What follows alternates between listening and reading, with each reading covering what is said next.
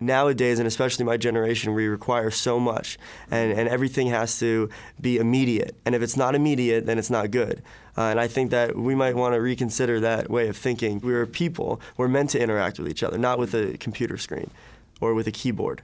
So I definitely think that in the coming years, we need to try to incorporate personal interaction into our technology more. And I think the more that we can do that, I think the better that people will feel about using technology all the time. It's fascinating how the core experience and the student experience here, to an extent, can almost act as a funnel in a way.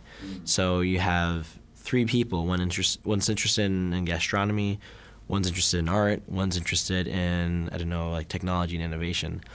And yet there seems to be this mechanism at work where people come in with all these diverse interests, but by the time they graduate, a lot of those interests seem to sort of take a back seat, and people start to think a lot more about, okay, one, what does it mean to be a successful student, and two, how can I, make sure that the world knows I'm successful. So I feel like success comes to be defined less by, are you living up to your passions, and are you, being true to yourself, and more by, okay, what are some of the accolades and the achievements that are sort of prerequisites to be seen as successful by one's peers, by, I guess, the world at large. So as a result, I've almost felt intimidated and frightened in some ways to sort of put aside what everyone else considers important and considers successful, to just pursue what's interesting to me.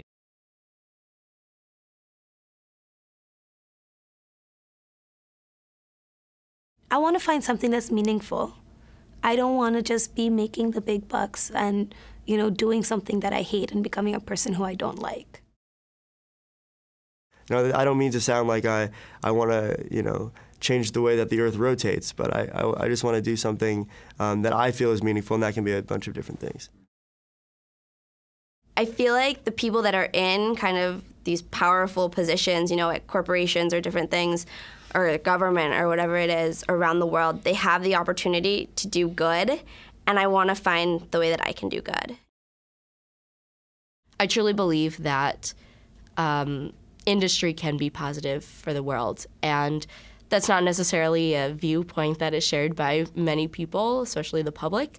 But I think especially with trends like corporate social responsibility, but also being in operations management, kind of having that focus, I think having efficient systems and processes, business does not have to be mutually exclusive with doing good in the environment. In fact, I think that they can go hand in hand. It's very important to me to identify employers, for instance, that prioritize personal life and family life and really respect the personal time of their employees.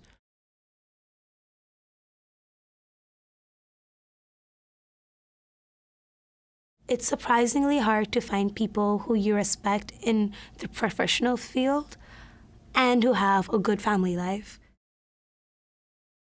I think my biggest turning point was I interned on a trading floor this junior summer, and seeing that even in 2011, after everything that's been done, the trading floor was still 95% male. And I guess it's not a traditional path for women. It's incredibly dynamic, fast-paced, and it's not just, it's very few women go into that role. And I was just thinking to myself that 2011, I'm still one of many females on this trading floor, that there's still a lot to be done. And I think our generation of females don't know that there needs to be. I think we're pretty passive in the sense that we think we have equal opportunities, but I think when we get older, we'll come to realize when the choices, for example, should we take 2 years of maternity leave to, raise our babies, or should we, accelerate in our professional sort of careers? I think that's when we'll come to realize that there's still a few disadvantages. One managing director I worked with, she was head of like a relationship management group. She had 4 children. They were all very young, and she'd been in banking for 20 years. But on a Friday night, she had to go into the office and do some work, and I was there working, and she had all these like kids with her, and they were tired. They wanted to go home. They didn't want to be in the office, but she was just trying to. She gave them a few toys because she had to get her work done, and I think it sort of spoke to me that, you know, if you want sort of both to be very successful professionally and have that, rich family life, you may have to make sacrifices along the way. I'm hoping that when the time comes, I sort of prioritize my family more, but at the same time, it all comes at a cost. And I hopefully, when I'm in that position, the world's changed a little bit, that I don't have to maybe make too many large sacrifices. Even if it is a few months, the smallest amount of time that a woman could take off for a pregnancy or a birth, even the shortest amount of time is going to have an impact, because in the business world, everything moves so fast that literally if you even miss a month, so much could happen in that month. And careers are changed within months. Since family is such a priority, as I've spoken about a lot, I think it only makes sense for me to definitely be open to the idea and consider it, because if that's and it's just a matter of me being, I don't know what the word is, brave enough, confident enough to realize that family is the thing that I keep bringing up here is most important to me. And so it only makes sense for, if that's my priority and my love, why would I not be the primary caregiver? I do feel like there is an expectation in that it's more normal for maybe the male to work. Right.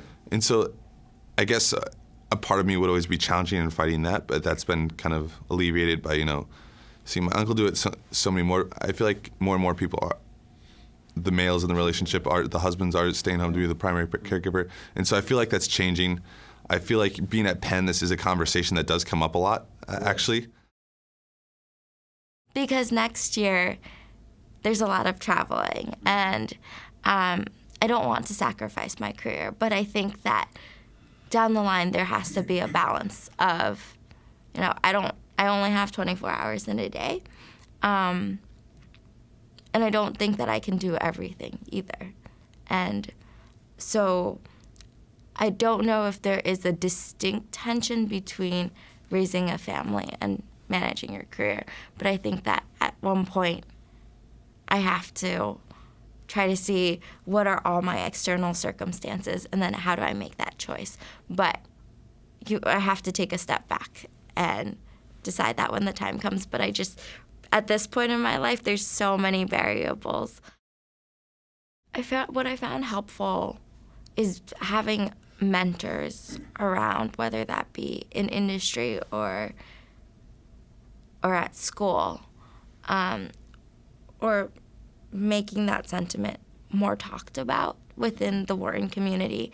I think a lot of the focus is on your career and where you should go next, but not necessarily looking at the other dimensions. And I think that there is this movement now within the undergrad community that's starting to look at that. I think it's probably better than it has been in the past, but I think that there's still some of the idea that men's career is more important than the woman's career. And for me, it's really important that those type of things are shared and that the responsibility is really as close to even as it can be.